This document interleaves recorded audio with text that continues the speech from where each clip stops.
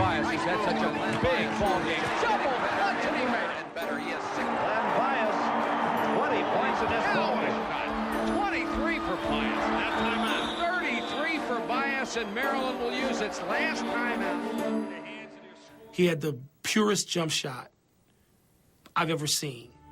The purest, straight up, off the floor, perfect form, perfect elbow, perfect release point, perfect follow through, and it was a vision. It was a work of art. Sometimes it would seem as if he was embarrassed by his ability, because you'd watch him and he would always have it would almost be a two-handed slam dunk, and he would do it like this, and he'd bring his hands back, and he'd run just a few steps like that as if to say, I'm sorry, but this is what I've been given.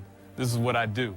Len Bias, as a player, as I remember, was a consummate inside-outside force, a truly exciting player to watch.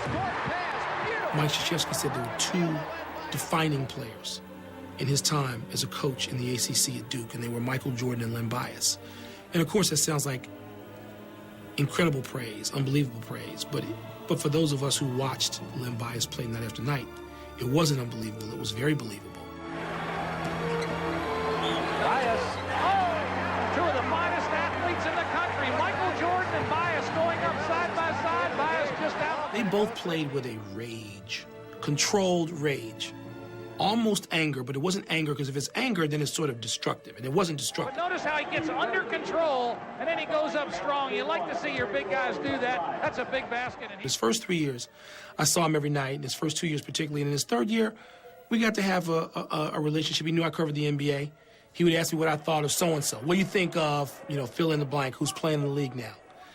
And you could see he was thinking about what his time was going to be as a pro. We had a meeting with Red Auerbach. He wanted him to come out to